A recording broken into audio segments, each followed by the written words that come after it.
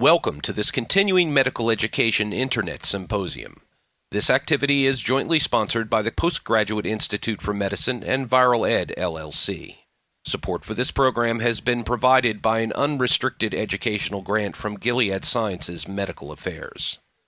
This web symposium is being brought to you from the 7th IAS Conference on HIV Pathogenesis, Treatment and Prevention in Kuala Lumpur, Malaysia.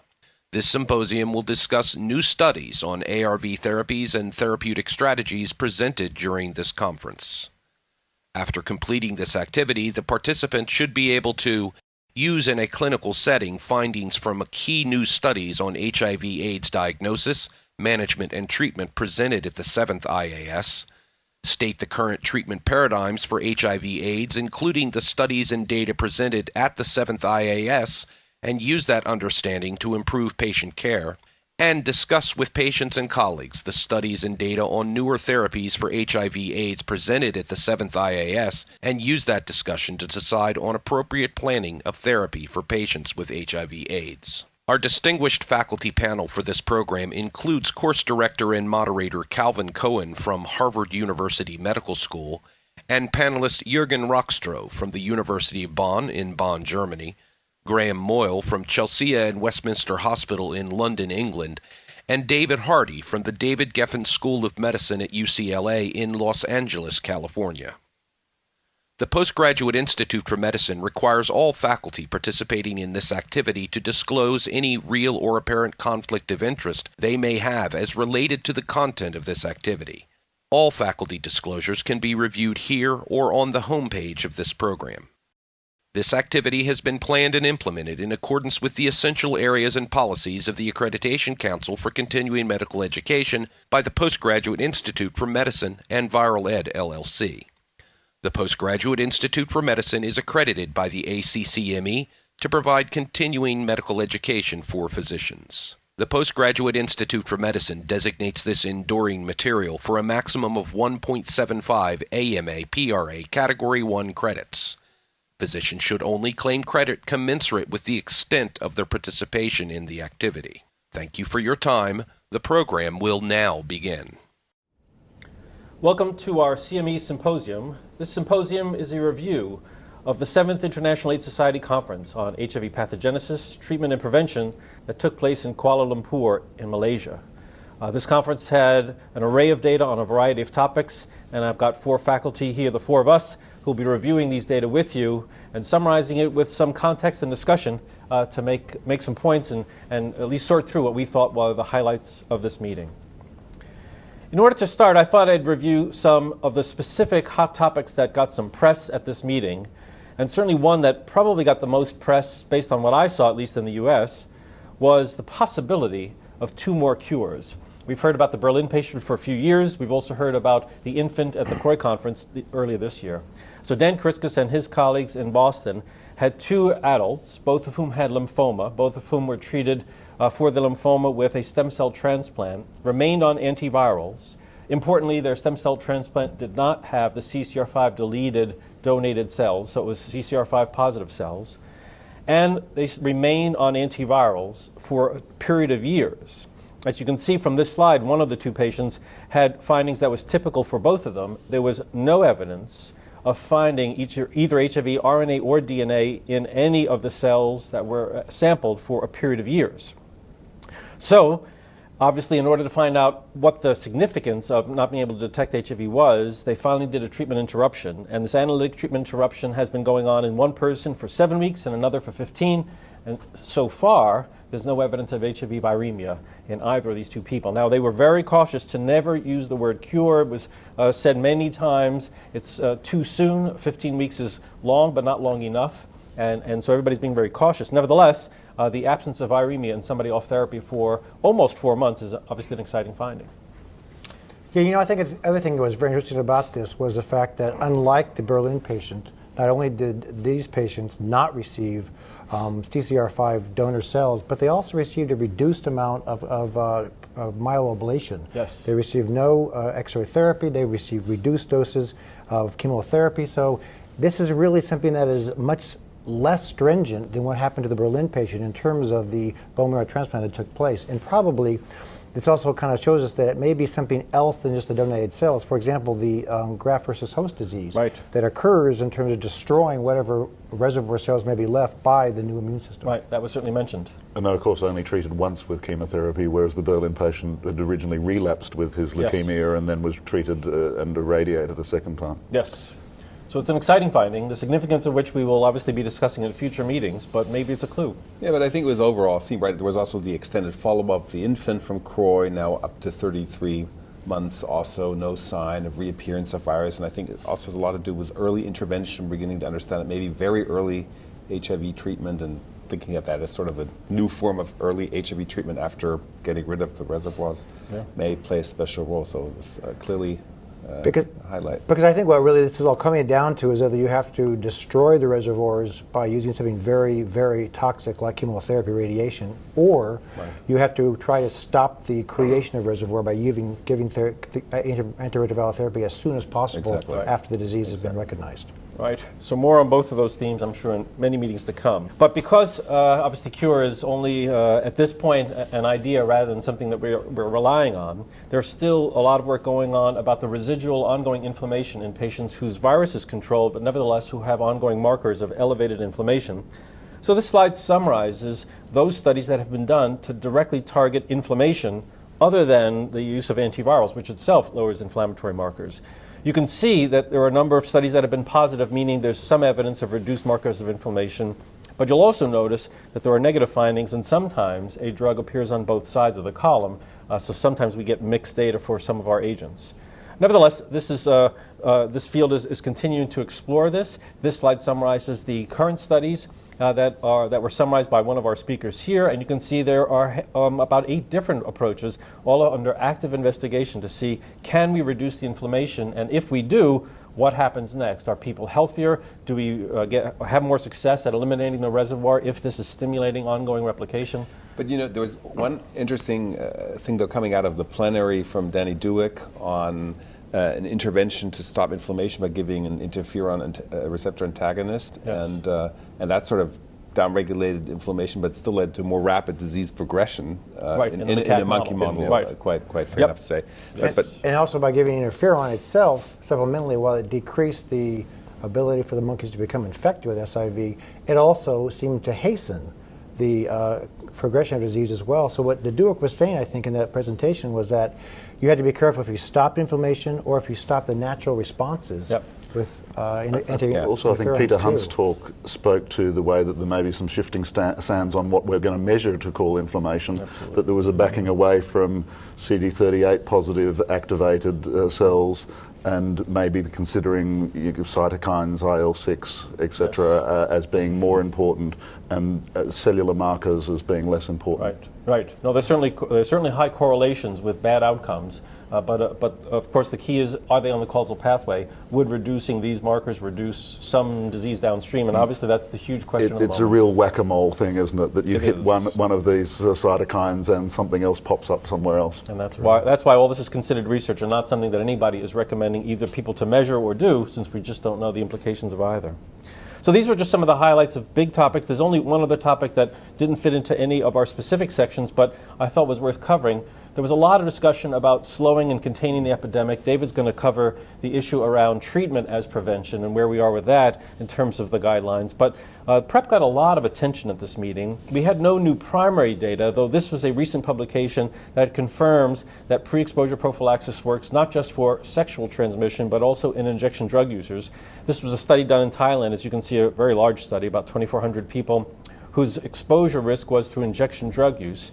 And you can see the seroconversion rate was actually reasonably low. As you can see, it's about 3% versus 1.5% in those who got tenofovir. But they did see roughly a 50% reduction in HIV acquisition in people whose route of exposure is injection drug use, which I think was a point that just needed to be done, since obviously sexual exposure and needle exposure have different quantities of virus at the time.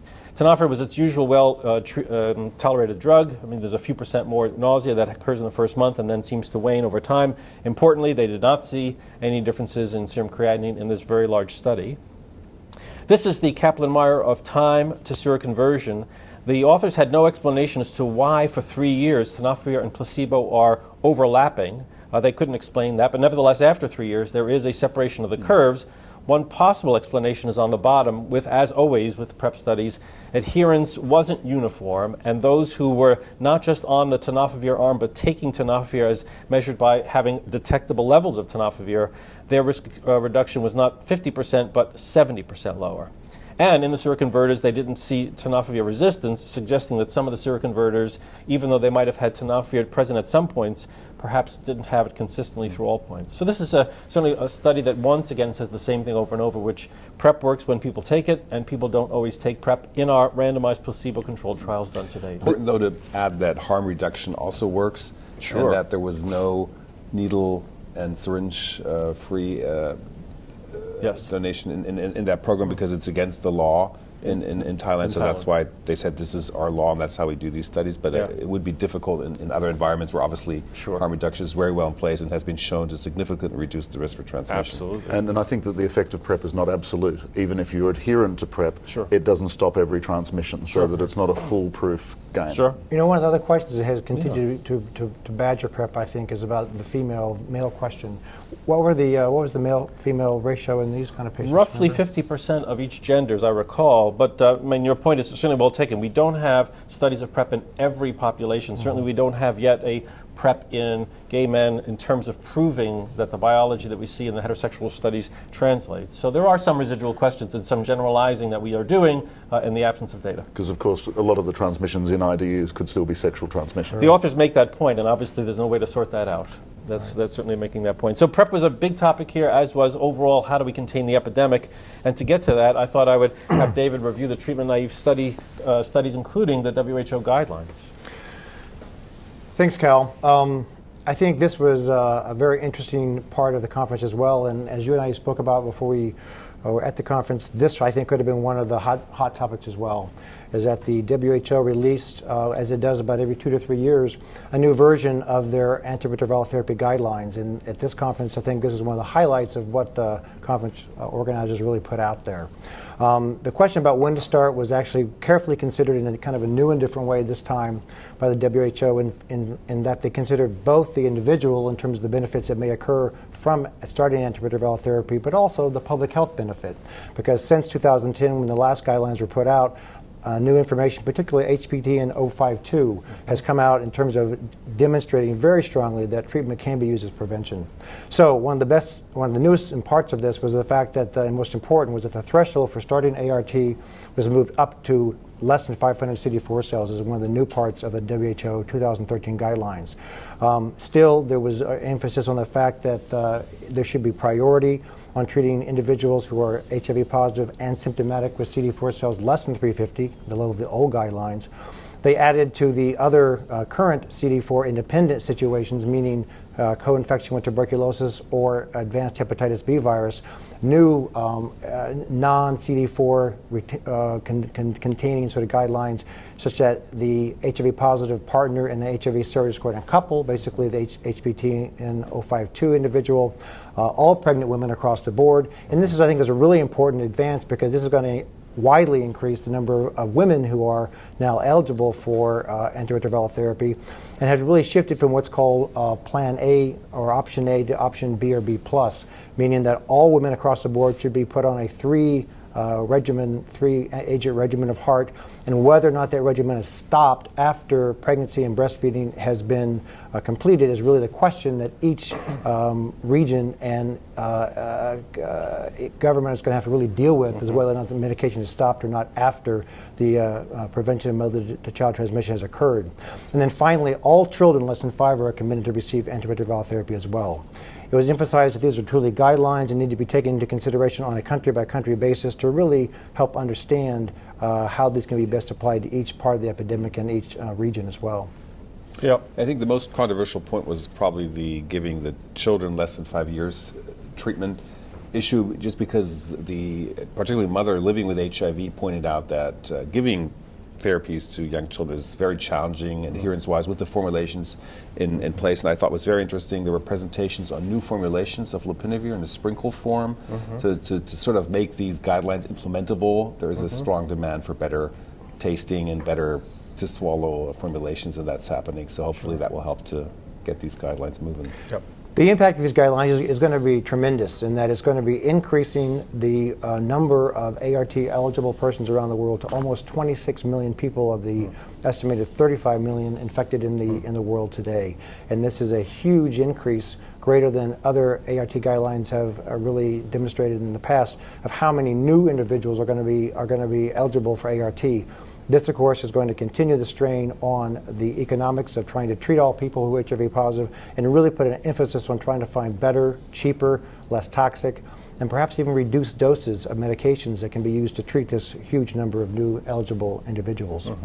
And I think the other big controversy is to ensure that at least listeners understand that the controversy of 350 to 500 is largely based on the treatment as prevention part of it. There were no new data presented on the benefit to the person. That remains a controversy as to how much people benefit whose CD4 is above 350. And it was realized that while there's a prediction of benefit, the START trial isn't over, it's still ongoing, and people are still at least aware that in the absence of data, there's a decision to be made. You either treat or don't, and the guidelines suggest that they felt that it was worth it, but they also acknowledge that this is based on just lining up kind of a combination of intuition and common sense, but it's not the same as proof, which again is the ongoing controversy. Yeah, but I think there's the one important point which was made, that obviously we're looking at patient populations who are completely different in care than in the US or in Europe, and it's also about retainment in care. They say if someone shows up and he has a CD4 count of 415, doesn't get treatment, when is he going to come back? Is that going to be right at the time when he needs treatment, or is he just simply going to come too late? And I think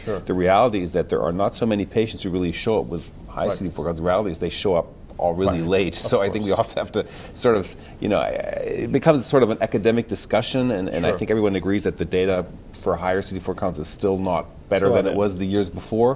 But I think there are other aspects in this resource-limited setting which sort of play out for this threshold increase. Very true. Good. All good points. So here are the comparison of the different international guidelines from around the world, including the DHHS, the International HIV Society USA, the British HIV Association, and the EACTS guidelines as well. And as you can see at the bottom of the list there, the WHO guidelines, which had characteristically always kind of lagged behind the rest of the world, as Stefano Vella said, is now really caught up, not quite to the DHHS USA guidelines, but as he mentioned, has actually surpassed the European and BIVA guidelines, because they're now definitely recommending, not simply considering, starting therapy below 500, but still deferring above 500. So I think this really was a very important sort of advancement in terms of what the WHO is saying now. And finally, the other thing that they also commented on was a new and different way of what to start therapy as well, really giving the nod to fixed dose combination medications. And the one that they chose, of course, was co-formulated tenofovir, 3-TC, or FTC, and efavirenz, really giving this the nod all the way across the board for all adults, even including women who can get pregnant or women who are pregnant. And I think this was, again, a controversial issue that has been really given some credence here by the fact that the teratogenicity of efavirenz, while very clear in animal models, has not been quite so clear from pregnancy registries. And therefore, the WHO felt like it was more important to treat the pregnant woman as an adult with less than 500, or simply by being pregnant, with this kind of easy-to-take medication. The alternative regimens have also been narrowed down to AZT, 3-TC, efavirenz, or nevirapine, or using nevirapine instead of efavirenz with tenofovir, FTC, or 3-TC, and then using only boosted PIs as special situations. And the thing that became very clear here is that the use of D4T should be completely wiped out as a no longer recommended for any situation whatsoever. Good. Now, the next study that I chose to review here is one I thought was very interesting from France. Laurent Hoclou, who is one of the ANRS researchers that has looked very carefully at cohorts of patients who looked like they may have been treated early and actually did very well, asked the question in this single center cohort study, looking at the CD4 cell restoration and reservoir size in patients who were not treated during primary HIV infection like those from the Visconti cohort, but was asking the question, how about those patients who are treated chronically? Does it make a difference at the CD4 cell count at which they are started. So he included from this cohort about 309 HIV-infected adults. They're all treated during the chronic Phoebic 6 stage, much later than the earlier patients. They could have any CD4 cell count, and they broke them up into three kind of cohorts of greater than 500 starting, 200 to 499, and less than 200. They only followed patients who became undetectable under therapy, allowed for blips, and they followed lots of different demographic, immunologic, virologic, and particularly HIV DNA levels from cellular levels. The notable here in the characteristic of the patients, you see that the smallest group of patients are those who started with greater than 500 CD4 cells, only 34. These patients tended to be more male. They tended to be more MSM. They had, of course, higher CD4 cell counts, lower viral loads at baseline, and, of course, had oftentimes a shorter time from the time of diagnosis to starting antiretroviral therapy. Of note, all patients had about the same proportion of a PI-based regimen of about 45%. This slide really kind of brings home the important points, and that indicating that there was a statistically significant different greater proportion of patients who became suppressed if they started above 500 CD4 cells. Of course, their last CD4 cell in the cohort analysis was higher significantly. They reached the composite endpoint of a CD4 cell count of greater than 900 or secondarily greater than 500, a CD4 ratio greater than 1, and very importantly, a reservoir measurement, or at least an estimate, of the HIV DNA, cellular DNA, log copy of less than 2.3. And all three of these were reached in the greatest proportion in that greater than 500 CD4 cell group of about 30%. And I think this really brings home a point they were trying to make from this non-randomized, non-controlled clinical trial, but a cohort that said if you start earlier, you have three good things. Your CD4 cell count reaches a normal percentage, actually normal number more commonly. Your ratio improves to a normal ratio more commonly, and your HIV DNA is lower than if you start later in the treatment cascade. Of course, the question from the audience is the key one, which is the so what? So if my HIV DNA is a little bit lower, what does that allow us to kind of think about? And obviously, you know, will that get any closer to a cure in these people's lifetimes, given the complexity? Nevertheless, certainly if there are strategies towards eradication, this will make sense. It's kind of the first piece of that eradication story, but we have a lot of work to do to make that matter, because it's not clear that it will, if the outcome is lifetime of virologic suppression on treatment. Absolutely.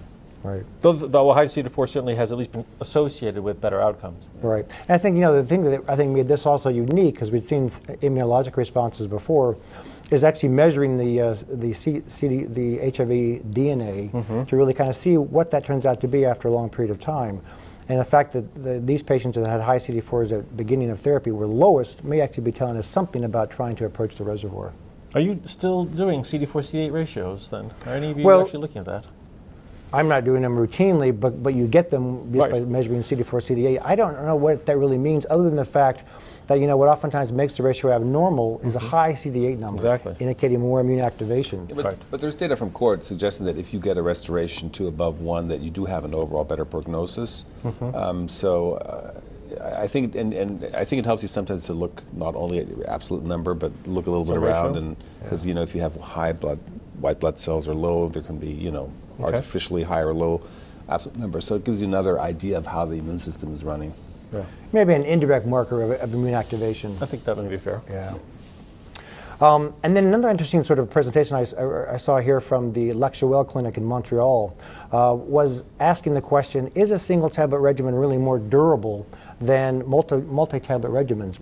I know Cal and others have presented data that actually shows that single tablet regimens in fact decreased, and not only increased adherence, but also decreased hospitalization, maybe cost of care as well. So this group did a retrospective observational study in which they looked at all their patients in their clinic there who had started regimens since 2007 and basically broke them up into two groups. Those that started a single tablet regimen, in this case the only one available at the time was tenofovir, FTC, and efavirenz, or the other three DHHS recommended regimens of either 2 nukes and raltegravir, boosted atazanavir, or boosted darunavir. They followed patients until the time of their first regimen being discontinued in terms of durability, and also looked secondarily at virologic failure as well. So these patients, again, were evenly matched pretty much across the board, except for the fact that the patients who received an STR were less commonly an intravenous drug user. They were less commonly also a patient that had co-infection with hepatitis C. Otherwise, the patient populations were really pretty much the same in terms of STR and non-STR regimens.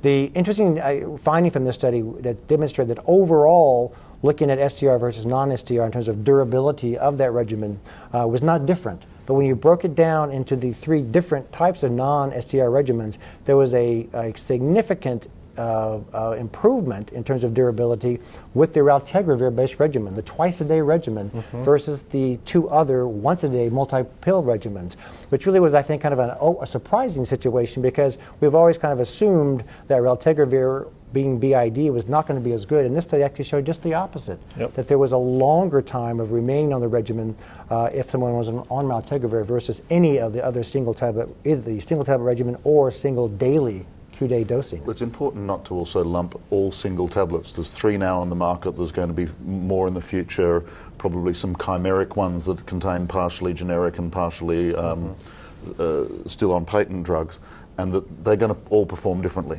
So, you know, this is AAA. It's not STR. That's right. It's an AAA study, not an STR study, and it's a bit disingenuous to all STRs. Well, because, you know, quite in all fairness, I mean, you have very small patient numbers per group. They're less than 100 per group. And so adverse events can drive big differences. And you're comparing 3 different drug classes, basically. You're not comparing necessarily just SDR. You're comparing an integrase inhibitor, which has a placebo-like adverse event profile, with a drug which has a well-described CNS toxicity profile, and 2 PIs which are known to do GI toxicity. So and if you have 100 persons and 10 drop out because of adverse events, or 5 because of CNS, you already have your difference. So it's a little... I think it has its limits. I think a point's well taken, and the authors did, in fact, admit that the main reason for discontinuing was, of course, toxicity and adverse events, which makes sense. But I think it's still, the Q-day versus BID is still something that kind of tells us that patients may choose to even take a more difficult to take regimen than a regimen that has side effects. Well, I think the other part of it that at least that raised for me is, if somebody comes in and says, I don't feel well, if they're on raltegravir, I think our response is often, it's not the raltegravir, because it's so unlikely to be the raltegravir. If somebody comes in having trouble sleeping on efavirenz, we're more likely to switch, because it could be. So I think part of this could be, in some ways, how we react to toxicity based on what we know of these drugs, and raltegravir is one that we can often say it's probably some other life event rather than the drugs. So in some ways, at least I wondered if this reflects clinician behavior rather than something about the drugs. Could very well be. They further look at a secondary endpoint in this about virologic control, and again, overall there was no significant difference between the virologic control between the STR or AAA versus the other regimens, but there was worse virologic outcome, a higher rate of nearly doubled or more of loss of virologic response with the 2 boosted PIs versus the raltegravir. So again, it was sort of interesting because this is something that oftentimes we think of boosted PIs being more durable in terms of virologic suppression with fewer problems of breakthrough, but this actually showed just the opposite. Well, again, the comment that we got in a lot of the data we've shown is, do I put patients who I believe to be less adherent on a boosted PI for the genetic barrier against resistance? So in some ways, again, is this just self-fulfilling of what we do? Because there was more IDUs and the hep Cs in those, which we know are surrogates of poor adherence. Could just reflect kind of what we do. Patient selection, exactly. But moving on to other well-known studies, the combined composite analysis of Gilead studies 102 and 103, both of which compared Stribild, formerly Quad, to either a triplet or to boosted azanavir, were presented here as well to really look at, in a much more drilled-down sort of fashion, at several different sorts of subgroups in terms of looking at age, greater or less than 40, male-female sex, race, white, non-white, or viral load, greater than or less than 100,000 copies at baseline, or a CD4 cell count of above or below 350 cells at baseline, really showed no difference in terms of there being a difference between either Stribild or the control arms. And in fact, even though all of the point estimates, or I should say almost all the point estimates fell to the right favoring Stribild, all the 95% confidence intervals did in fact cross one, so that it wasn't actually showing something that was significant. But I think reassuring to see that this large analysis showed good results. In terms of looking at different levels of adherence, again, we see that the greater than 95% adherence regimens all perform very, very well, 85 to almost 90%. And the more concerning situation of the less than 95% adherence showed that there was, again, good performance with Stribild at 72% response rate, a little lower with the boosted atazanavir, but still good with, a little bit lower with the triplet, but still good with the boosted atazanavir. Which is fascinating because at least Atripla has the longest half-life, or at least Efavirenz and Tenofovir and FTC do. And so I was personally very surprised to see this. Of course, less than 95 could be a large range and different between people. I think you would need a breakout of the different adherence percentages. Yep, agreed. Right. That was nice to see. And then finally, the emerging resistance for this studies demonstrated kind of what we expected. In the first 48 weeks, there were actually more primary integration mutations and NRTI mutations with Stribild. In the first 48 weeks, somewhat similar to what it was seen with the triplet, and of course, very few mutations seen in the first 48 weeks with the boosted atazanavir regimen. In the second 48 weeks, or through 96 weeks, the resistance profile was really very, very similar all the way across.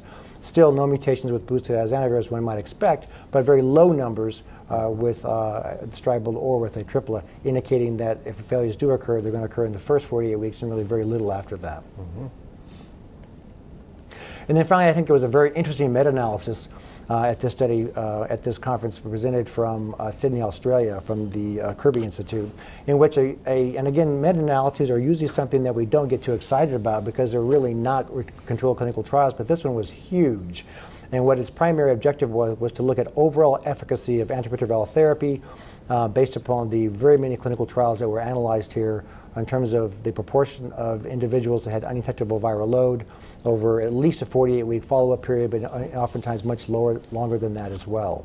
And what this study basically, again, demonstrated was that of these over 40,000 participants in these 216 different trials, the majority of whom were randomized, about a third of which were in fact placebo-controlled, phase 2 through 4, both academic, industry, or both, and spanning the time period from before 1996, actually the first was 1994, all the way through 2010, really gave us a great overview of our entire just before heart through heart period of time.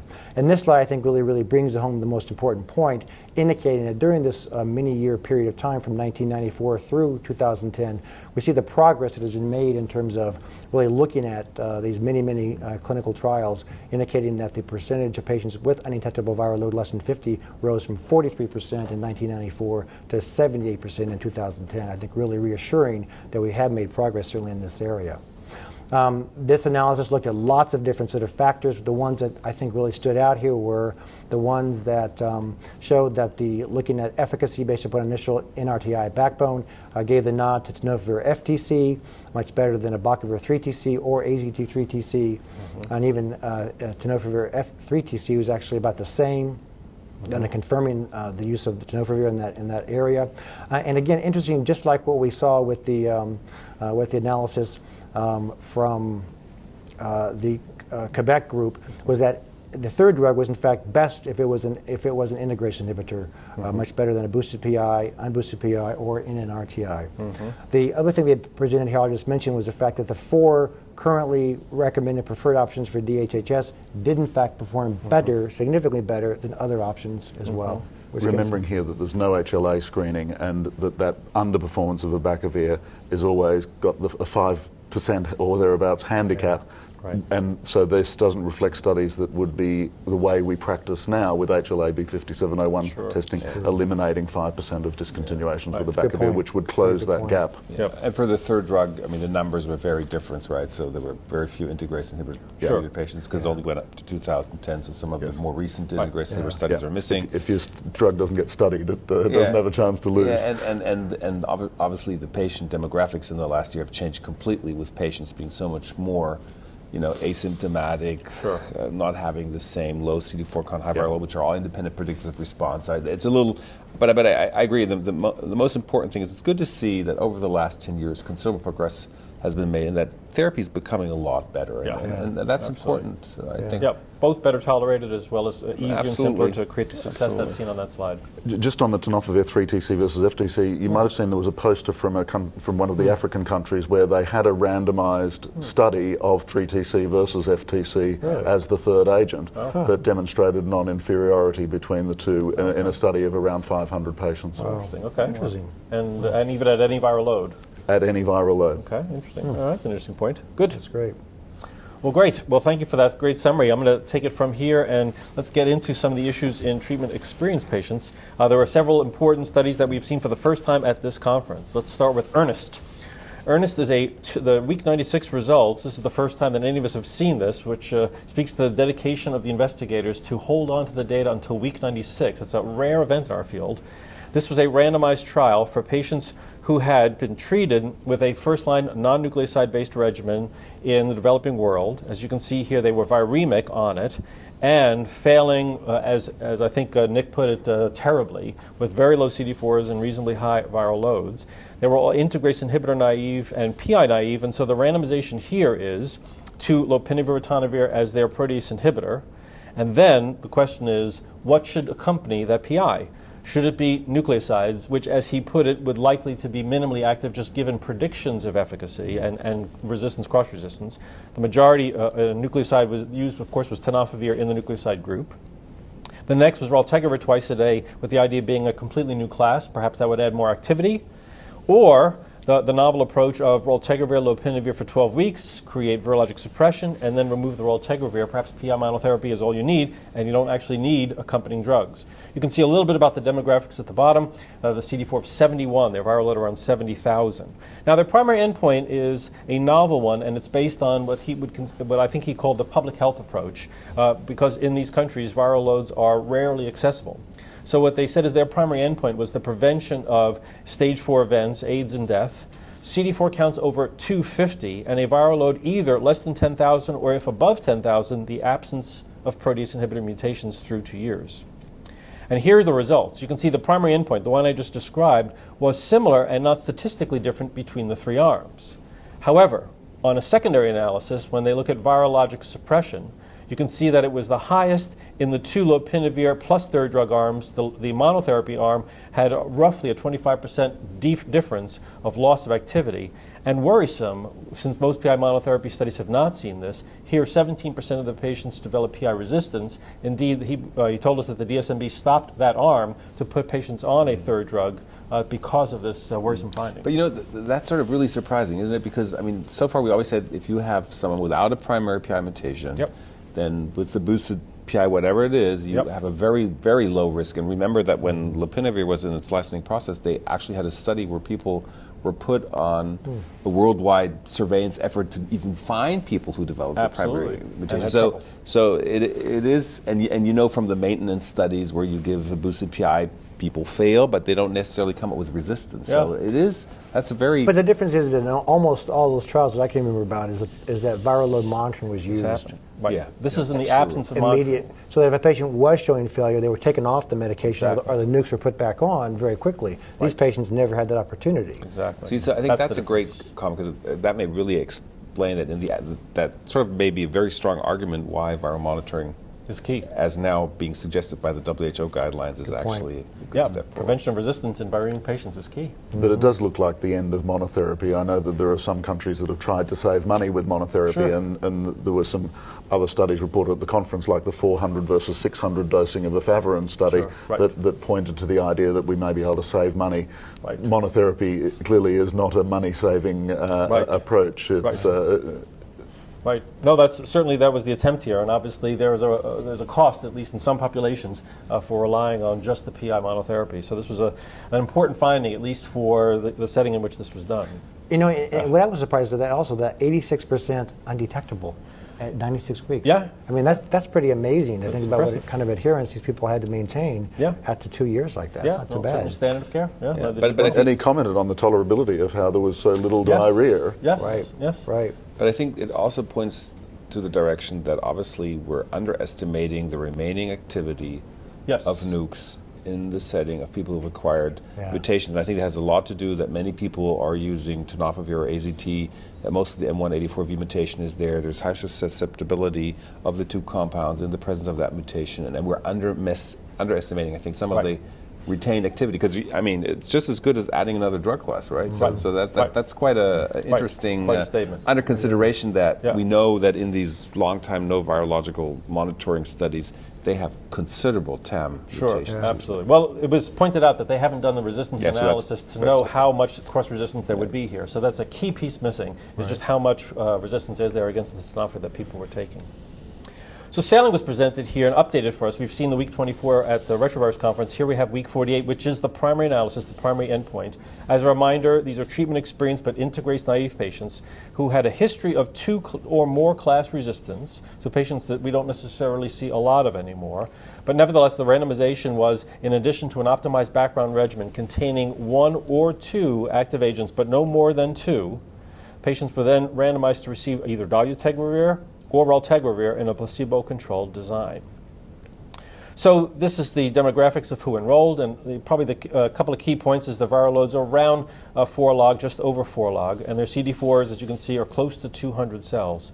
I think the other point is at the bottom, 20% of the cohort received fully active darunavir, meaning darunavir was given and there was no evidence of protease mutations.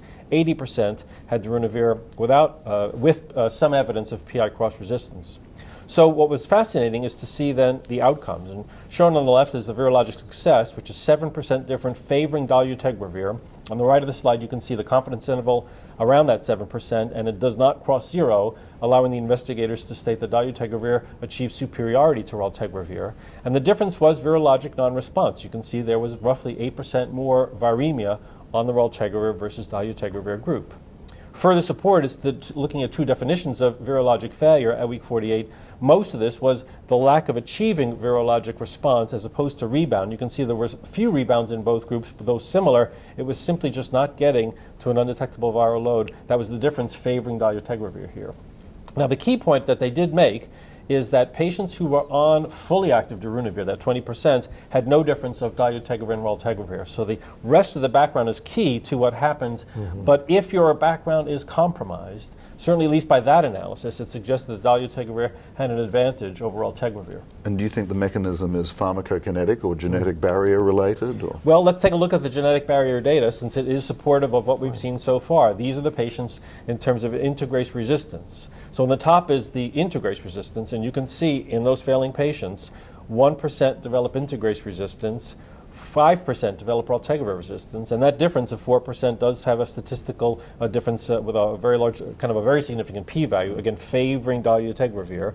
And the most interesting finding, perhaps of all, is this next finding, which is that if we when they presented resistance to the background regimen, there was 1% de novo resistance to the background on dolutegravir, 3% to raltegravir, both very low numbers, but nevertheless, something that we've talked about with boosted PIs, how they so-called protect the regimen, again, seen in favor of dolutegravir. So just a fascinating series of observations. But I think one other thing that was also new is the first time that we see an integrase inhibitor-naive patient the emergence of dolutegravir resistance. So first of all, it tells us resistance can also occur. It can occur. I think that's also important, but I agree. I mean, the difference is really related to the difference in emergence of resistance in the setting of virological failure, and that suggests that the mechanisms for resistance development are different.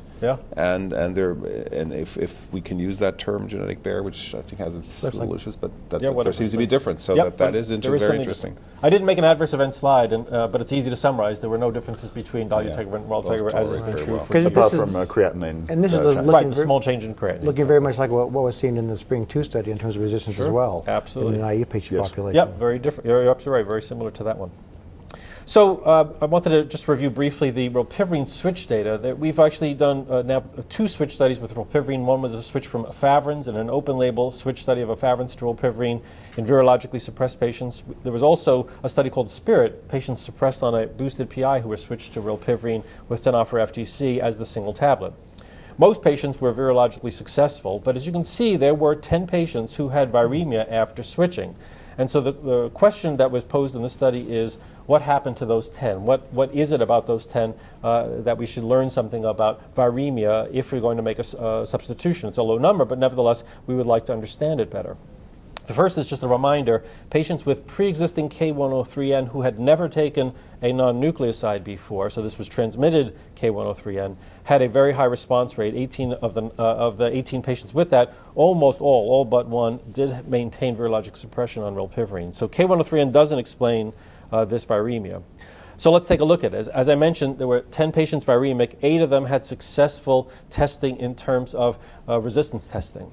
Of those 8, 4 had wild-type virus. So that would certainly be supportive that they just simply weren't taking their rilpivirine-based combination. So now we're down to 1.1%, or 4, who develop resistance on rilpivirine swap.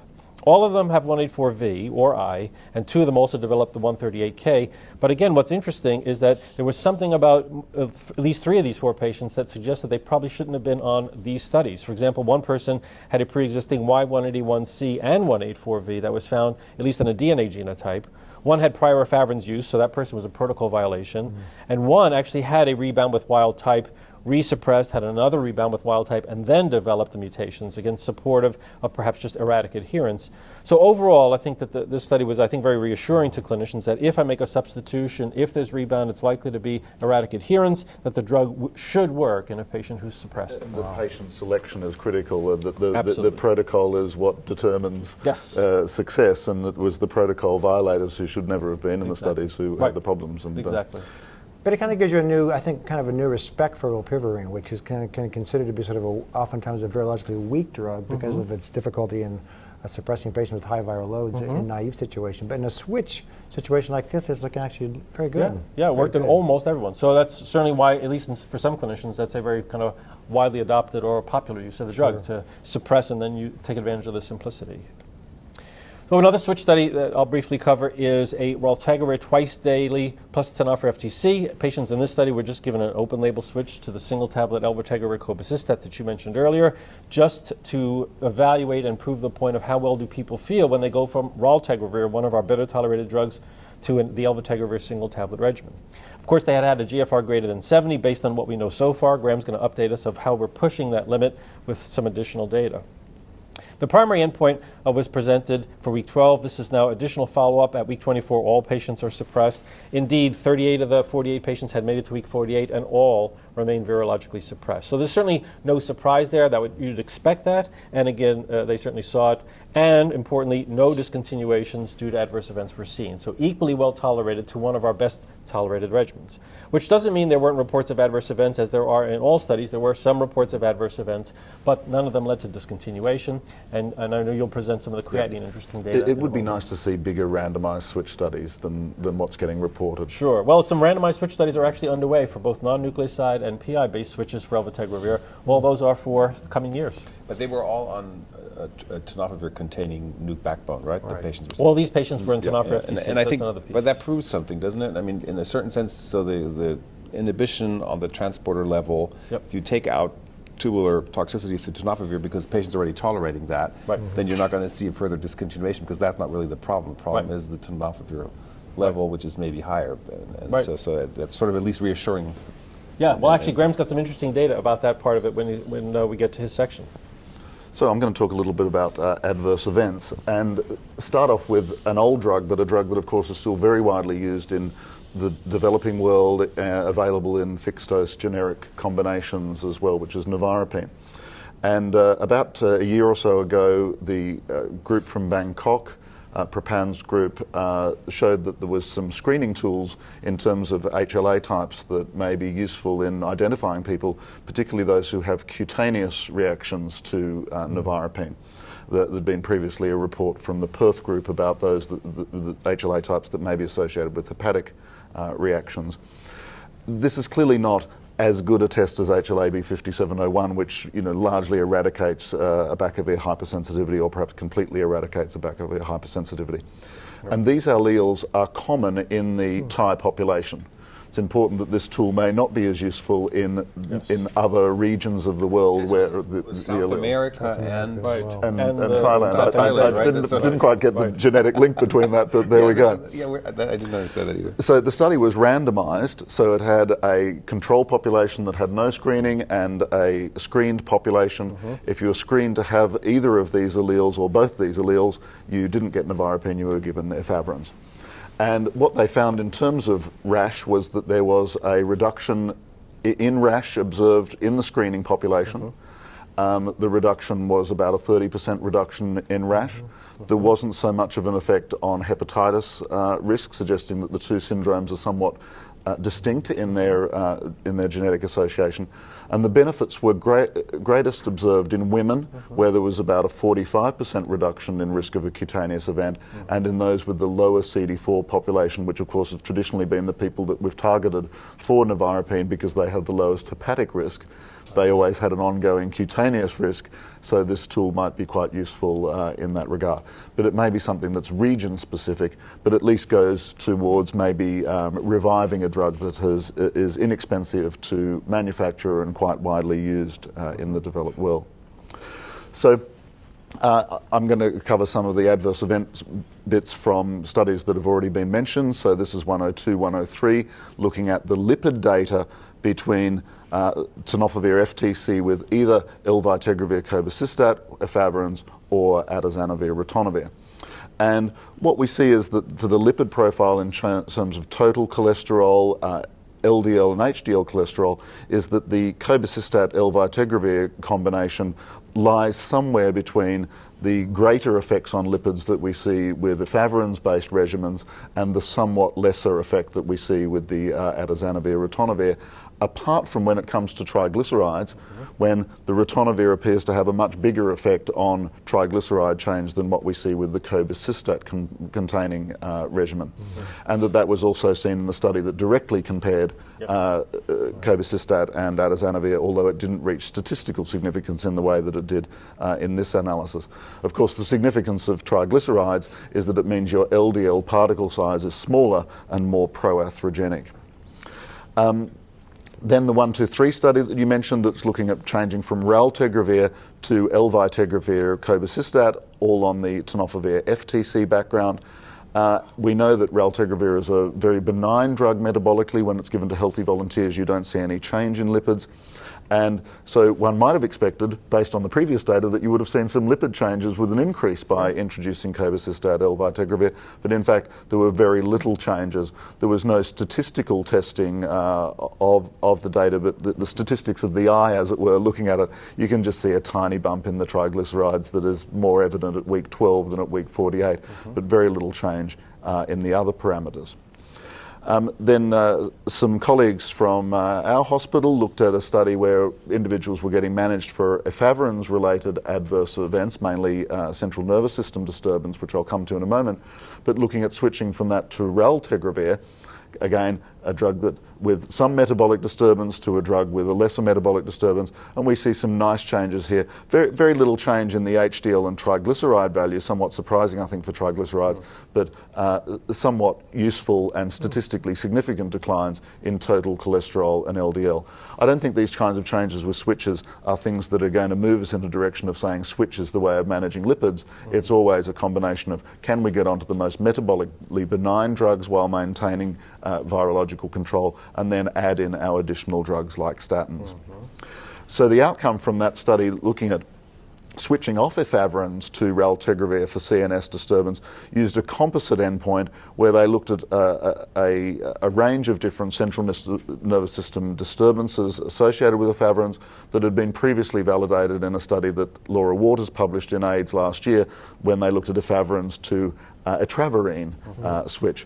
And the outcome in this study is very similar. You can see for all of those things that you might associate with efavirenz, whether it's dizziness, depression, insomnia, anxiety, you see improvements. The only one where there wasn't a significant improvement, but you can see that there's a numerical improvement, was in headache. But it certainly says that for those people who report persistence of efavirenz side effects, removing the efavirenz will lead to quite global improvements in a range of different central nervous system functions. So moving on to the kidney now, again starting with the 102-103 study. We know that with cobicistat there is inhibition of the MATE1 transporter on the apical membrane of the tubule, and that this leads to a reduction in secretion of creatinine by the tubule, but not filtration of creatinine at the glomerular level, and leads to a small bump in creatinine that occurs during the first 2 weeks. So it's enzymatic rather than problematic in its effect. And what we see here is that effect in the panel. In the first panel, we see the effect of the initial rise with the introduction of cobicistat. There is also an effect of ritonavir on this transporter, but it is a less impactful on that. So we see in the atazanavir-ritonavir arm some increase in creatinine. But if you then re-baseline that to week 4, you see no change in the renal parameters over 96 weeks of follow-up, with the interquartile ranges shown there as being quite narrow and showing no big changes. So the second study to look at this effect was a study where we recruited individuals who already had a GFR below 90 and above 50. And there were 2 ways of entering the study. You could be treatment naive and have slightly low creatinine clearance by the Cockcroft-Gault equation, or you could be already established on a treatment regimen that was ritonavir based and replace the ritonavir with cobicistat. So it was predominantly a switch study. The naive represented about a third of the patients. So because there's a ritonavir effect on transporter already, when you switch over to cobicistat, the orange line here shows very nicely that there's only a small decrement in creatinine clearance. When you start in a treatment-naive individual, you see that slightly bigger decline of about 10 units, which is what's been reported in the other initial therapy studies. So again, quite nice data in terms of understanding what's going on in the kidney with these drugs, and reassuring. Go to 50. Yeah. Or at least small data to support it's okay to go to, in that range. Because I think, you know, the problem that of the slide you said before was that data is really kind of specialized, because it's only looking at patients with creatinine clearances that have above 70, and that gives you a little bit different sort of picture. This, I think, is really important because it kind of gives you that look below 70. Yeah, and there'll be a lot more detail to come out of the study, because we do a lot of urine testing in the study and so forth, iohexol tests, etc., to look at that. So dolutegravir, the investigational integrase inhibitor, also has an effect on the active secretion of creatinine in the kidney, but this time through a different receptor, which is located on the apical side of the OCT2 organic cation transporter receptor. So in the spring study, dolutegravir versus raltegravir, the investigators had the choice of what nuke background they gave, whether it was tenofovir FTC or abacavir 3TC. And we can see that with raltegravir there was very little change in the creatinine over time, whereas the dolutegravir had an effect that was very similar to what we saw in the previous studies with cobicistat in increasing creatinine by about 10 units in that regard. So about a 10% increase with that. A very, very modest and certainly not statistically significant difference between whether you had tenofovir in your backbone or abacavir in your backbone. So, you know, again, it's a very similar story, and, you know, suggests that we're going to have to also think about new ways in which we monitor for kidney problems. You know, that's the first time I think that I've seen data on the combination of dolutegravir and tenofovir given together. Dolutegravir and tenofovir FTC in terms of renal concerns, because of the fact that it's kind of nice to see, even though it's the greatest amount of effect, it doesn't really seem to change over 48 weeks, and it's not that much different than abacavir. No, they didn't do the rebasing at week 2 or week 4, but you can very much see that it's a straight line going out from week 2. But the magnitude is a little bit smaller than with cobicistat. A little bit, minimal. Yeah, minimal. Tiny bit more. Yeah. Right. So in the switch study, with going from raltegravir to cobicistat, elvitegravir, both in combination with tenofovir FTC, looking at the renal parameters, we know from the previous slide that raltegravir has very little impact on renal parameters. What do we see here? Moving over to cobicistat, actually remarkably small effect, and smaller than we might have expected from the previous data in that regard. It's kind of surprising, I think. It's very surprising. I think the only thing that, and you've done a lot with this, I think in a lot of studies you've presented, Graham, is if you look at the bottom quartile, you can see the 80 goes to 60. So clearly there may be a subset of patients in whom we see it, but for whatever reason, in virologically suppressed patients, we are not seeing that drop on average. So I just wonder what the subset issue is here. It's an interesting finding. Yeah. So then a retrospective analysis from the British Columbia group in Canada, looking at 225 individuals who were switched off a tenofovir-containing regimen to an abacavir-containing regimen. The reason for switching wasn't universally renal, but they looked at the change in renal parameters over up to a year of follow-up, remembering that the groups get smaller over time depending on the amount of follow-up that was available. They also looked at whether there was impact of third agents on the recovery of renal parameters. So what we see for creatinine and for estimated GFR is that you see a net improvement over time, which is most evident in the first 3 months, but then continues to some degree over the subsequent months of therapy. Now, of course, with tubular distress, you get leakage of phosphate or fractional loss of phosphate. And it's interesting to see that the phosphate also recovers after the removal of tenofovir and replacement with abacavir. Now, the thing that I didn't really understand was that why albumin would improve. Because albumin is a glomerular filtered protein. The changes are pretty modest. They look to be in the normal range largely, so it may simply be regression to the mean in that regard. But I couldn't quite understand why albumin improved. But interesting to see that I think this is the largest cohort we've had of people switching from tenofovir or abacavir, which would be what we'd normally do. Were they switched because they were having baseline renal dysfunction, or is this just an They were switched for any reason. Just any reason. So that may be kind of an important piece. Yeah, renal was a common reason, but but because it was a database analysis, they didn't have the reason for switch established.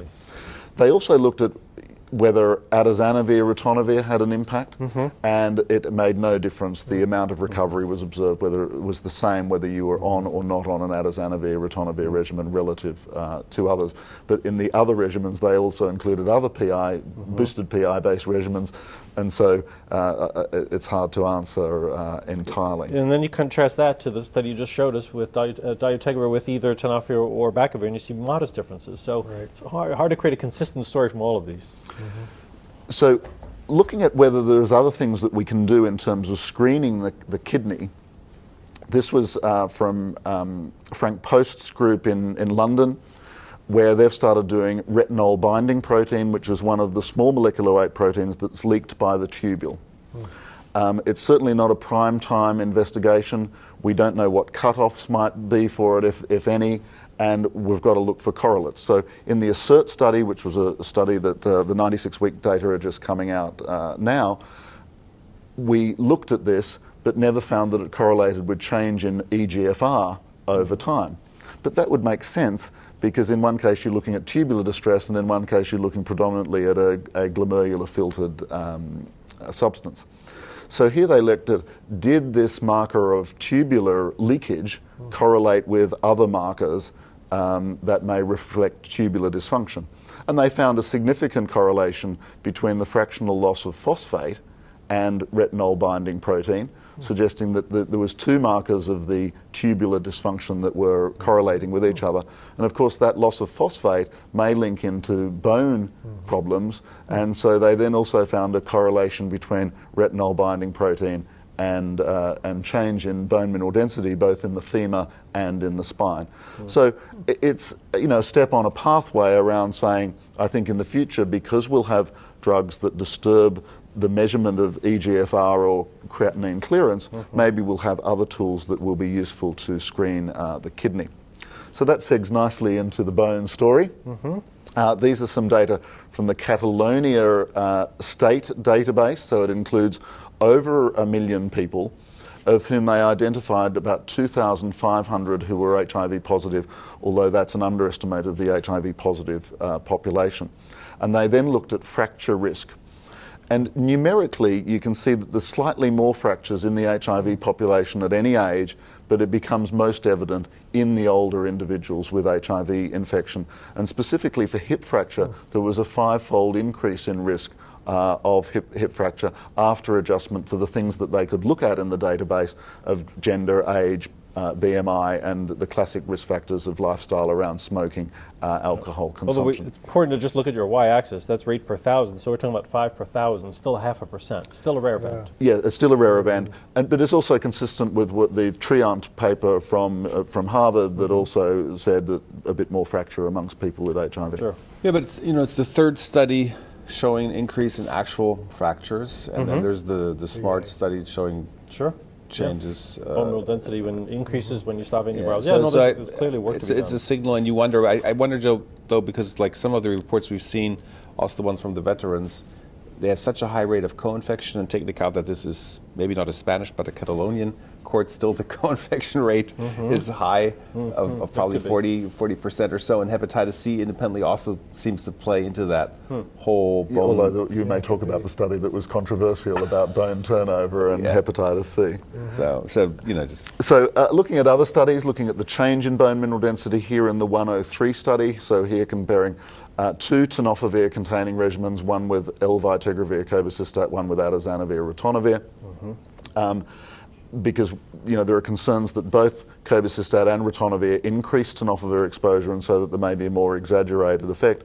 What we see is that the change in bone mineral density is not significantly different between the groups. There just approaches significance for spine at week 96, and the changes are very consistent with what we've seen in other studies. So. Consistent data. The number of fractures in the clinical trials is vanishingly low, and is mostly related to significant traumatic fracture rather than spontaneous fracture. Although, again, it's obviously there's trauma that leads to fracture, and then there's trauma that doesn't. And while I appreciate that these were all so-called traumatic, it'd be interesting to know the BMD of those who had it, because if those with the traumatic fracture on atazanavir also had the lowest BMD, it certainly creates a more compelling story for the role of BMD as opposed to a skiing injury or an MVA or something. Well, of course, the difficulty is that the animal model for tenofovir bone injury is osteomalacia rather than bone demineralization. Absolutely. And so what in terms of bone studies, we may be better off looking at MRI scans to look at trabecular bone rather than really bone mineral density, which is largely studying cortical bone mass. True, good point. So the second line study, which was a randomized study of NUCs plus lopinavir ritonavir versus lopinavir ritonavir with raltegravir in treatment-experienced patients, is the first NUC sparing study where there's been an opportunity to look at change in bone mineral density. So one can see that the changes in the femur and lumbar spine were much smaller in magnitude than what was seen with the NUC-containing regimens, and 5% reduction in bone mineral density in a one-year study is a reasonably substantial amount, given that we would typically, after the age of 30, 35, lose about 1% a year. So it's giving you older bones, as it were, in terms of the bone mineral density. And this contrasts a lot with the PROGRESS study, doesn't it? With lopinavir ritonavir with raltegravir that actually showed no loss in a naive patient population. So it's difficult to put together. And this patient population was a very international one. I think we had a fairly large number of women and women from also Asia and from Africa. True, right? That's true. So geographically and ethnically, this was a very diverse study. Right. Yes, remembering that African heritage is protective against bone loss, and they did note that in the study that there were. And Asian is usually at higher risk. At higher risk, yes. So they looked at multivariable models, looking at what were the factors associated with bone loss. It was a bit variable whether they looked at lumbar spine versus femur. I've shown the data here for femur, and the factors that were associated with body mass index in both sites, tenofovir use on study in both sites, and for femur it was associated with lower CD4 nadir at entry to the study. And there was a curious observation that if you'd worked out really hard just before going into the study, which I don't know how they recorded, there was also an impact, because normally we think physical exercise is protective, but it may be that if you worked out really hard and then became lazy when you went onto the study, you lost bone because you'd put some on just beforehand. I didn't see the reason. But I think it's important to remember these are classical risk factors of advanced HIV disease, tenofovir use versus non-tenofovir use as a nucleoside background, and lower bone mass as being all relevant. So before you switch to the hepatitis, there's probably one other study we should briefly mention because it was an adverse event difference. It was the study of efavirenz in treatment-naive patients of 400 milligrams versus 600 with 2 nucleosides, and we saw the 48-week results in a fairly large, well-powered study showing fewer adverse events on the lower dose and maintaining virologic suppression regardless of baseline viral load. And it was, as I recall the numbers, about 2% discontinuing on the lower dose, closer to the usual 8% on the standard dose. All right. But there was no significant difference in the adverse events, right? Total adverse events. Yeah. So those that were treatment limiting different. So there were some tendencies. Related was different. Yeah. And the other thing is that, again, that was a very diverse group of individuals, more women. Yes. But they didn't have But really... they didn't show the breakdown. Right. Correct. We didn't see the breakdown. But they didn't have really good information about whether or not, for example, and there was a high proportion of African patients that may have been slow metabolizers of the drug that may have improved the tolerance or actually even improved the pharmacokinetics. True, good point. Yeah. But Rebecca Pulse was asked that question and commented that there didn't appear to be a lot of difference thus far. But an interesting one, just because again raising the possibility that is efavirenz 600 the right dose for everyone, and if 400 works as well in some populations with fewer toxicities, it certainly at least raises a question for what's the optimal use of this drug. Remembering in the 2NN study, the Thai site was very influential over the outcome of the study because there was much better tolerance of efavirenz even in those low body weight individuals than of nevirapine, and that actually resulted in nevirapine not underperforming within the 2NN study. So it's not something about body weight that is necessarily critical. It may be about metabolizing enzymes. But I think overall there was this becoming an increasing theme is to look whether possibly we're overdosing our patients with some of the agents we're using, and there was a study in pediatrics looking at the standard dose and then a lower dose of lopinavir in children, and they also showed in a maintenance therapy that really there was no difference between the two doses. So I think actually there is a little bit of room, and clearly for toxicity issues, this is something to keep in mind. There was also some Thai data on tenofovir renal adverse effects, and low body weight was one of the risk factors there, suggesting again that there may be different doses that may be required. I think quite important in terms of the rollout of medication to countries who have trouble affording antiretroviral therapy is that, and that was the objective of the ENCORE study, is that if you can save a third of your efavirenz cost, you can drive down the cost of a combination by 20% or more. And remember that all the pharmacokinetics and initial studies were done primarily in men who were Caucasian and oftentimes in the United States or the UK, not in the populations where this is going to be used.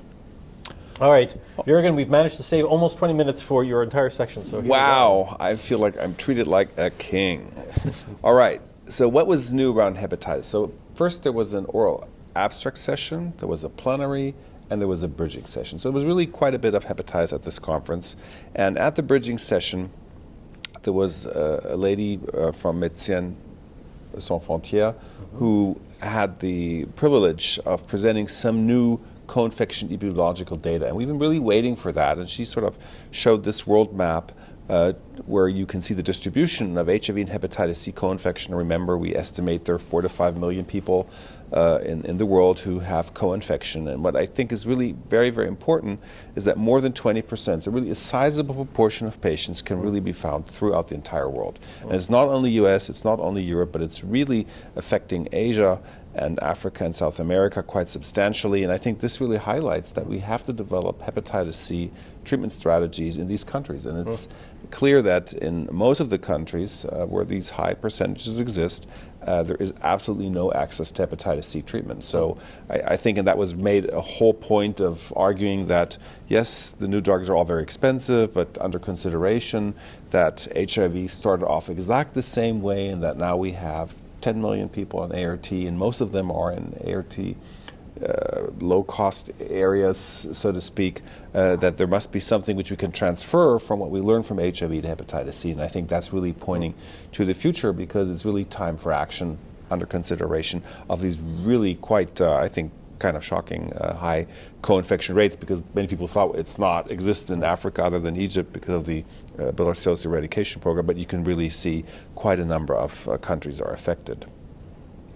And then in the wonderful plenary Corinne Lecombe gave, she showed data from the French co-infection court reminding us that if you have co-infection, your number one cause of death is liver-related. And you may think, wow, that's pretty trivial, but I think we really forget how important that is for these patients, that there is a substantial risk, mostly due to decompensated cirrhosis, and then to a lesser extent, but probably increasing over time, for hepatocellular carcinoma, and then to a much lower percentage related to complications following post-transplantation. And so she also nicely differentiated between cirrhotic patients, where over 50% of deaths were related to hepatitis C, and then in non-cirrhotic patients, where the majority of deaths were actually neither related to hepatitis C nor HIV.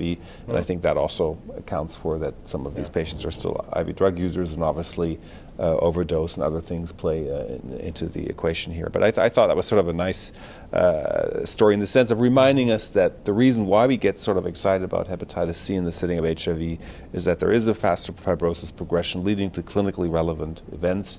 And although, yes, we can reverse some of that by giving HIV treatment early, I think we still have to acknowledge and appreciate that most of the patients come into care late, and there was nice data from the Veterans Court at one of the earlier conferences showing that we cannot achieve the same fibrosis progression as mono-infected patients, and that's mostly due to late initiation of HIV treatment. Now, I think another important thing is obviously there is a tremendous quest in all the guidelines and in the workup of liver disease to make sure that patients get a fibrosis stage assessment. And there was in the bridging session a very nice overview of Shruti Mehta from the Johns Hopkins group, again showing how few of the patients with hepatitis C really end up seeing a hepatologist, and how few of them really get a workup of liver disease, which probably is in the range of 10%. And I think that highlights one of the big issues. And one of the big limitations in liver fibrosis stage assessment has been sort of the necessity to perform liver biopsy, in particular in the US, where some of the non-invasive tests have not been licensed. Now that has changed recently. The FDA has finally approved a tool which is transient elastography. It's called FibroScan, and allows, through an ultrasound wave mechanism, to determine the stiffness of liver, which is measured in kilopascal. And depending on in which range you are, you can label the patient as having F0, F1, F2, F3, or F4 fibrosis. Now, these tools have been around for quite a while in Europe, and there are some centers who are in the wealth of the patients they have who are co-infected, in particular in Spain. And this is from Juan Pineda's group in Seville, had the opportunity to compare results from liver biopsy and FibroScan within 12 months, and then to follow up the patients for clinically relevant events, and then to look whether there's really a difference in survival or liver disease-related events like hepatic decompensation according to the fibrosis stage they found either in liver biopsy or liver stiffness measurement. And I thought was really reassuring to see, because that's what we want to know. We want to put the patient who has a more advanced fibrosis stage onto some kind of treatment. And so we want to know, does that predict clinical course of disease? That's what is relevant for us in clinical practice. And the interesting thing was that the discrimination of the different fibrosis stage by either tools worked very similar, and there was actually always a small advantage for the FibroScan measurement. So although liver biopsy, without any doubt, has advantages if you're talking about unexplained liver enzyme elevations for differential diagnosis, it can give you histologic information, which clearly goes beyond what elastography can offer. But for the question of relevant fibrosis and subsequent risk of liver disease-relevant events or overall survival, it is just as sufficient as liver biopsy. And I think that sort of reflects that this tool will be very helpful in monitoring large numbers of patients. So this is oftentimes used as a way to monitor, but also to decide when to start therapy. Yep. So as therapy gets better and better, give me an idea about what you think the history of the prognosis of liver biopsy is going to be, and also how much does a machine like this cost? so that a clinic actually try to replace liver biopsy with this. Yeah, so in Europe, the costs are around €50,000 for a device. And then you just train an operator. So Right. Anyone can do it, right? Right. So do you think this is going to replace liver biopsy soon in terms of it has done deciding? Yeah, well, I think you can't replace liver biopsy because liver biopsy in hepatology will never go away, and that makes sense because it allows you in the differential diagnosis to differentiate between autoimmune disease, hereditary, iron, deposition disorders, and so forth. So, but for if you work in a Spanish or a Catalonian co-infection or HIV center where 50% of your patients have hepatitis C, you have a caseload of 2,000 patients. How can you possibly perform a liver biopsy if you say that's my tool for deciding to treat now or later, and you then have to repeat liver biopsy in a given undefined time frame? Well, that is almost not manageable. And so these devices, which are not taking more than 5 to 10 minutes, can be reproduced very easily. You can easily understand that this is something which really alters your entire workup. And if we say fibrosis stage assessment is crucial, we need techniques like that because otherwise we're never going to be able to offer it to all patients. So I think it's a great advance, and I think this data really is clinically extremely relevant because it sort of helps us to say it really did as well, or if not even better, than liver biopsy. And if you look at the multivariate analysis looking at which predicted sort of decompensation, you can see that obtaining successful sustained virologic response under hepatitis C therapy obviously is extremely favorable for preventing subsequent hepatic decompensation. CD4 count matters, so the higher your CD4 count is, the lower your risk becomes. Platelets matter. The lower your platelets become, the more likely you are to have advanced liver disease. And then obviously liver fibrosis stage assessment by liver stiffness was also very well equipped to predict outcome independently. The next study is, I thought was also interesting. The French have a wonderful cohort, the HEPA-V cohort, which comprises a large number of over 1,000 HIV and hepatitis C co-infected individuals. And from that cohort, they were able to take those patients who were initiating a triple therapy with either boceprevir or tenofovir and who did not participate in one of the clinical trials. And that was 80 patients, and the 80 patients sub-analysis was presented here, but they also had the opportunity to compare patients who initiated triple therapy versus those who did not initiate triple therapy, sort of giving you an idea what kind of patients are treated. And if you look at the characteristics of the patients who received treatment versus those who didn't, you can see that they had somewhat more advanced fibrosis stages. The proportion of patients who were cirrhotic was higher. That all makes sense because obviously you want to treat patients who have relevant liver disease. There was also a much higher proportion of non-responders. But what you also get from this data is that obviously there were patients who did not have contraindications, around 40%, and didn't receive therapy. So it also tells you that there still is some reluctance under the complexity of the current regimens to actually treat patients with DAA-based therapy at this point. However, and unfortunately we only have the week 24 results, but nevertheless that is our early virological outcome. You can see that 74% of patients who received tenofovir-based HCV triple therapy were negative at week 24 versus 60% in the boceprevir-containing regimen. Remember that it's difficult to compare the two because the one has a lead-in, the other one doesn't, and then you stop tenofovir after 12 weeks where you continue to give boceprevir, so it may in the end all be the same.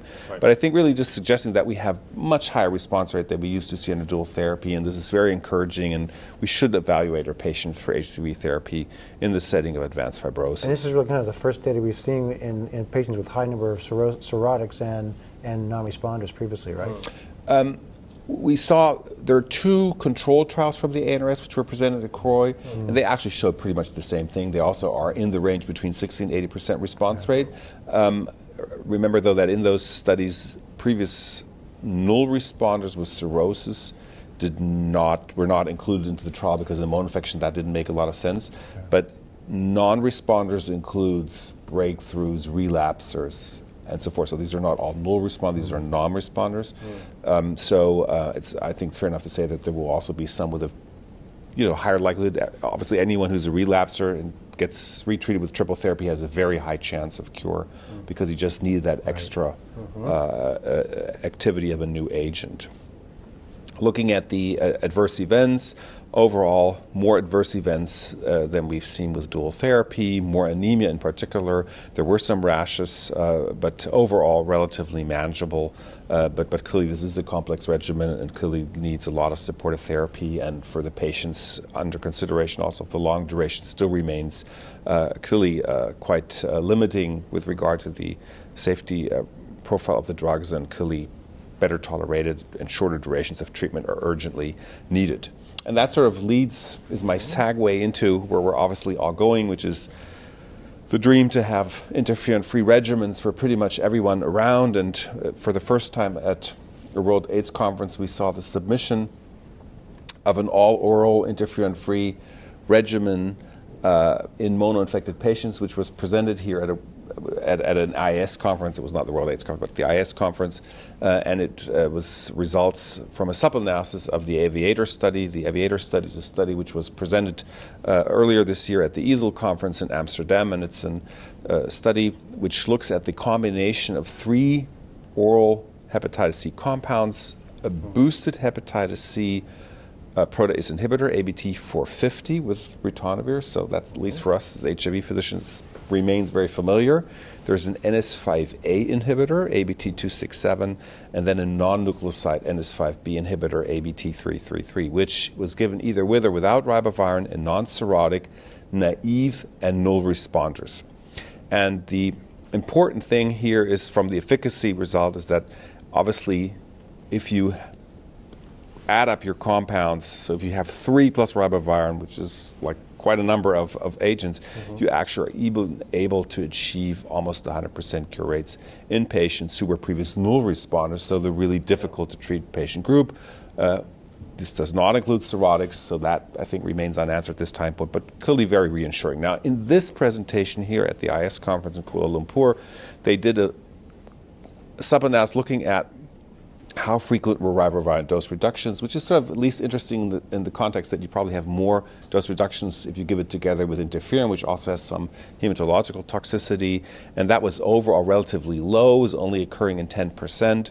And so that was the same whether you were treated for shorter or longer durations, and that was also similar between naive patients and null responders in that particular setting. And then the other important point is obviously do dose reductions of ribavirin lead to a decrease in the overall cure rate, because that is something which in dual therapy played a big role. And remember, we had this rule of 80-80-80 that you wanted really 80% duration, 80% of your ribavirin dosage, and so forth. And the question clearly is, could that be different in the setting of more potent DA oral combinations? And the reassuring news here for treatment-naive and previous null responders was that the dose reductions did not translate into any loss of clinical efficacy. So I think that's at least reassuring. And you could also quest that if you have enough potent regimens, maybe overall you don't even need the ribavirin all. Because there was one arm of that study that was ribavirin free, and it looked like the response rate, SVR, was very high with no ribavirin. Yeah, so right. So probably in the null responders, you need your ribavirin, but you're right. There also have been other examples, sofosbuvir with Cimeprevir, I think, showed that's the previous known as TMC 435 led to equally good results with or without, which is I think important, because there are patients who don't tolerate ribavirin. We shouldn't forget people with renal impairment. Usually that is an contraindication for ribavirin use, so that's quite exciting to see. Well, it was great. I was going to ask, the ritonavir in the regimen, what monitoring for HIV acquisition during treatment do you do? Because I know that the FDA was concerned that ritonavir at a low dose may select for PI mutations in the presence of HIV. Are the patients getting screened with an HIV RNA, and then while they're on treatment? Well, these are all mono-infection trials, and no one has screened for any. So they're mono-infected individuals, but they're at risk of acquisition of HIV. Well, the good news is that the likelihood of selecting for ritonavir PI resistance on the basis of that dose of ritonavir appears to be vanishingly low. But certainly the point is well taken. As I understand, the FDA is in discussions around that and the implications of that and what to do with that given the further development of these drugs. So it is on the radar. Yeah, it's on the radar, but don't forget that in regimens where you take ribavirin, you have to have I don't know, 25 different methods of birth control, and Yes. Right. and so there are special rules which apply in those sexual studies. transmission. So I mean, sexually transmitted diseases have never been an issue in any kind of hepatitis C trial, mostly because interferon takes away a lot of your although desire. obviously you saw it's true, but there's still riboviruses, so you have to do certain protection measures. Yeah. The durations are short. This is 12 weeks. Yep, that's true. Good point. The presentation from London about acquisition of hepatitis C after hepatitis C treatment was a bit depressing. Yeah, but in all fairness, this is this is an outbreak of acute hepatitis C which we see in HIV-positive MSM. So that's obviously they already went through that phase, but I absolutely agree, because it poses a very important question. We may be able to treat, the second, third, fourth, or fifth episode, but we're not able to change sexual behavior and risk issues, and that, I think, leads to a whole new discussion. How are we going to address that, and what are we going to potentially going to do? And I think actually that interferon-free regimens, if they were available and would be very well tolerated, because a lot of patients don't get treated because of the interferon issues, well, then maybe we would actually have a very good, because it's a very contained group of people, and do a treat for prevention kind of. Yes. Sure. And I think that actually would have the best hope, because you really could reach 90% of your target population, because they're all monitored. It's only in people who have HIV, and we know that, and we monitor them, we see when they get their acute hepatitis C. If we would really treat them all, we could actually maybe really prevent infection. Treatment prevention for HCV. Well, we've got about a minute left, so any other highlights any of you felt are worth just noting for our audience, our listeners? So I think we covered really the extraordinary range of studies here, both in terms of the policy guidelines issues, the specific studies in HIV and co-infection. So I think we did a great job of wrapping this up. So unless there are any other highlights that you want to mention, then we want to thank all of you for joining us once again in this review of our 7th IAS Conference from Kuala Lumpur, notably the first IAS Conference in a Muslim country. So there was certainly some discussions here about how, despite the fact that there is no global limit to HIV, how we incorporate HIV discussions in places that have a history of discomfort with that was also a notable piece, and why in some ways it was important to be here to bring attention to this epidemic, given that it is a global epidemic. So thank you for joining us. We hope you found this helpful. This concludes our web symposium entitled ARV Therapies and Therapeutic Strategies, which has been brought to you from the 7th IAS Conference on HIV Pathogenesis, Treatment, and Prevention in Kuala Lumpur, Malaysia. To receive CME credit for completing this activity, please follow the on-screen instructions or go to www.viraled.com/IAS 2013 for more information. For more programming information, including weekly HIV Grand Rounds from the University of Pennsylvania, please visit www.viraled.com. Thank you for your participation.